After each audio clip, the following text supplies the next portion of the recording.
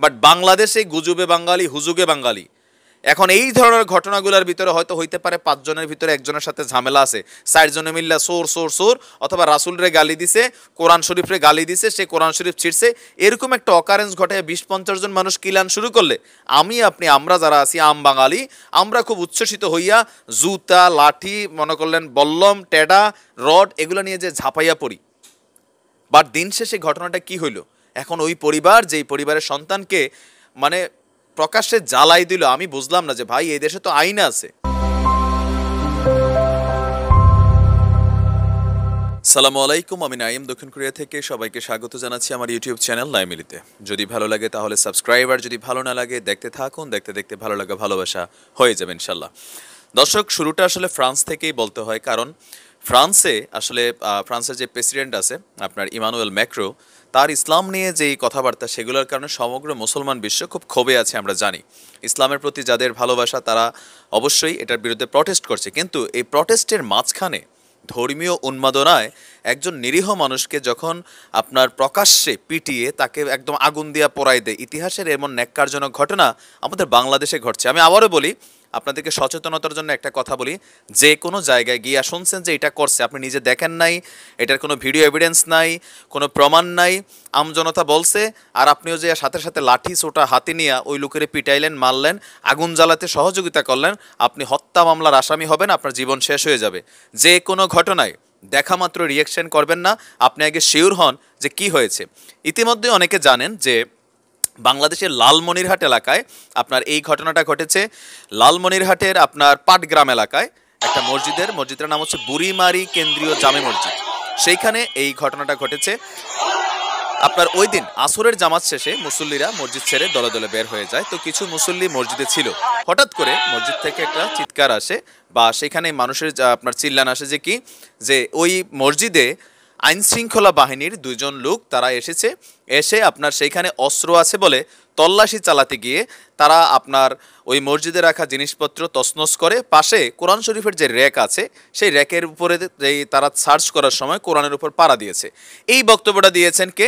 এই বক্তব্যটা দিয়েছেন ওই মসজিদের যিনি খাদেম আছেন আপনার জোবেদ আলী।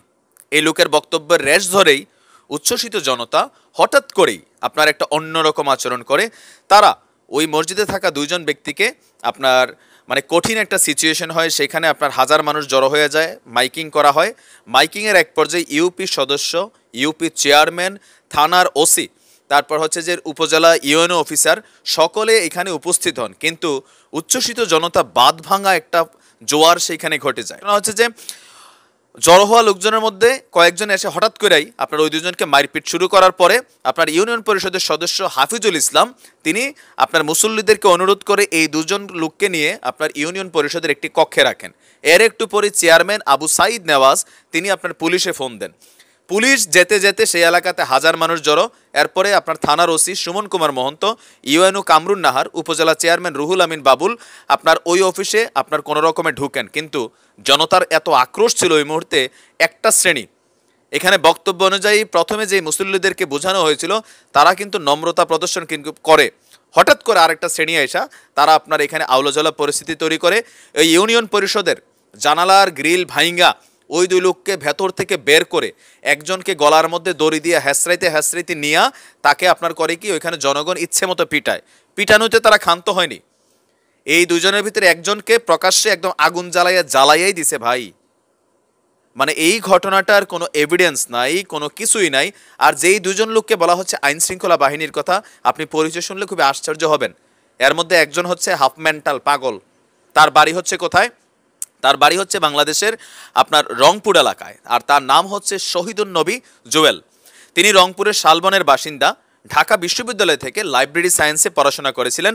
পড়াশোনা শেষ করে তিনি রংপুরের ক্যান্টনমেন্ট পাবলিক স্কুল অ্যান্ড কলেজে লাইব্রেরিয়ান হিসেবে চাকরি নেন। তো কোনো কারণে তার চাকরিটা চলে যায়। এরপর থেকে তিনি আসলে কিছুটা মানসিকভাবে বিপর্যস্ত ছিলেন। তার পরিবার এবং এলাকাবাসী সবাই তাকে চিনে হাফ মেন্টাল হিসেবে, বাট সম্পূর্ণ মেন্টাল ছিলেন না। ওই দিন ঘটনার দিন আপনার এই লোক করছে কি, একজন লোক আছে ওই এলাকার দলিল লেখক সম্ভবত, ওনার নাম হচ্ছে আপনার জোবায়ের আব্বাসকে নিয়ে ঘটনার দিন তিনি একটা মোটরসাইকেলে করে বৃহস্পতিবার পাটগ্রামে এক আত্মীয়ের বাড়িতে গিয়েছিলেন। সেইখান থেকে 10 কিলোমিটার দূরে ভারতীয় সীমান্ত এলাকায় বুড়িমারি স্থলবন্দর লাগোয়া বাজারে এই মসজিদটির অবস্থান। সেইখানে তিনি আপনার ওই লোককে নিয়ে নামাজ পড়তে যান। যেহেতু হাফ মেন্টাল, হয়তোবা তিনি ওইখানে গিয়ে উল্টাপাল্টা কিছু কথা বলছেন, বলতেই পারেন, পাগল মানুষ। কিন্তু মসজিদের এই মুয়াজ্জিন যে খতিব আছেন, তার এই ধরনের বক্তব্যে এখানে হয়েছে কি, তিনি ছাড়া এই ঘটনার কোনো আই উইটনেস নাই। আবার ওই মসজিদে যারা ছিলেন ওই মুহূর্তে নামাজ পড়া অবস্থায়, পরে যখন ঘটনাটা আজকের এই অবস্থায় আসছে, তখন সে আবার তার বক্তব্য চেঞ্জ করে ফেলছে। যদিও পুলিশ এই মুহূর্তে পর্যন্ত আপনার 3 জনকে অ্যারেস্ট করেছে ঘটনায়। এই 3 জনের একজন হচ্ছে আশরাফুল, আরিফ হোসেন বায়েজিদ ও শরীফ নামের একজন। টোটাল ঘটনায় একটা মানুষের জীবন শেষ। আর তার সাথে থাকা যে দলিল লেখক ছিল, তাকে কোনো রকমে ইউনিয়ন পরিষদের চেয়ারম্যান পুলিশ আপনার প্রোটেকশন দিয়া ওইখান থেকে নিছেন। ঘটনার দিন ওইখানে খুব বেশি পুলিশ কনস্টেবল ছিল না, থানাতে পুলিশ কম ছিল, আর জনগণের জোয়ারটা বেশি ছিল। কিন্তু এই জনগণ কারা? আপনি, আমি। আমাদের এই ধরনের কর্মকাণ্ডগুলোতে মাঝখানে খেয়াল থাকার কথা যে আপনার কল্লা কাটা একটা গুজব উঠছিল না? এই গুজবে কিন্তু প্রায় সম্ভবত 72 জন মানুষ মইরা গেল, নিরীহ, পিটাইয়া মাইরা ফেললো। আমরা দেখছি ঢাকাতে একজন মা স্কুলে গেছিল, তারও কিন্তু ছেলেদোরা হিসেবে পিটিয়া মাইরা ফেললো, সম্ভবত রানু ছিল ওনার নাম। আজকে এগুলা পরে প্রমাণিত হয়েছে। কিন্তু এখন এই ঘটনাগুলো আপনি কিভাবে নেবেন? যার কারণে আমি ঘটনার এই নিউজের প্রথমে বলছি, এখন যেহেতু একটা সারা বিশ্বে এই ধরনের একটা আন্দোলন হচ্ছে, ইসলামের বিরুদ্ধে যে শক্তিটা কাজ করছে তাদের বিরুদ্ধে আমাদের অবস্থান সবসময় থাকবে। আপনি যতই আইন শৃঙ্খলা বাহিনীর সমালোচনা করেন, বাংলাদেশে এই যাবৎকালীন রাসূল সাল্লাল্লাহু সাল্লামকে অথবা কোরআন অবমাননার দায়ে যেইখানেই কোনো জায়গায় কমপ্লেন হয়েছে, আমাদের পুলিশ ভাইরা কিন্তু সাথে সাথে অ্যারেস্ট করছে। থানা আছে, আপনারা তারে ধরছেন, সন্দেহ হয়েছে, তার কথাবার্তায় ধরলাম সে কোরআন শরীফের পাই রাখছে। এখন তারিখে আপনি পিঠাইয়া মাইরা তার আগুন দিয়া জ্বালাই দিবেন? এদেশে কি আইন বাহিনী নাই? ওই এলাকায় কি কোনো জনগণের নেতা নাই? আন্তর্জাতিক মিডিয়াতে এই খবরটা যখন আসবে, তখন আসলে বাংলাদেশের মান সম্মানটা কই থাকবে? আমরা ধার্মিক হওয়া উচিত, ধর্মান্ধ না। এই একটা শ্রেণীর ভিতরে এখানে নানান ধরনের মানুষ, এদের সম্পর্কে একটু আইডেন্টিফাই করা দরকার। কারণ কিছু মানুষ আছে তারা চাচ্ছে এগুলা কিন্তু অ্যান্টি ইসলামিক কার্যক্রম। আমি আবারও বলি, কিছু দালাল আছে, দেখতে তো মুসলমান, কিন্তু এদের কাছে মুসলমানের মও নাই। বিভিন্ন জায়গায় এরকম উস্কানিমূলক কর্মকাণ্ড ঘটাইয়া ইসলামকে, বাংলাদেশের মুসলমানদেরকে বদনাম করার জন্য এরা ধরনের এরকম সিচুয়েশন তৈরি করে দেবে। সোর সোর ডাকাত ডাকাত কইয়া ফিটটা মারি লেবেন, এরা আস্তে করে ঘটনা থেকে সরে যাবে। এরা কারা? এখানে পুলিশ এবং স্থানীয় মানুষের বক্তব্য অনুযায়ী প্রথমে আমজনতারে কিন্তু মেম্বার সাহেব বুঝাইছিলেন, চেয়ারম্যানের জন্য ওয়েট করছিলেন। কিন্তু এত সাহস মাঝখান থেকে কাদের আসলো যে পুলিশ মানলো না, টিউনু মানলো না, চেয়ারম্যান মানলো না, উপজেলা চেয়ারম্যান মানলো না, এরা নিয়ে প্রকাশ্যে একটা মানুষকে এইভাবে হত্যা করে ফেললো? সে যদি বেয়াদবি করে থাকতো, পাগল মানুষ ভাই, তার সম্পর্কে একটু খোঁজখবর নেন।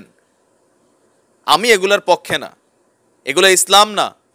সে যদি বেয়াদবি করে, তার বিচার হবে আইনের মাধ্যমে, সামাজিক কি বলা হয় যে সালিশের মাধ্যমে। কিন্তু এইভাবে হত্যা ইসলাম জায়েজ করেন, আপনাদের বোঝা উচিত। আর এখন তো দেখা গেল যে এই লোক পাগল ছিল।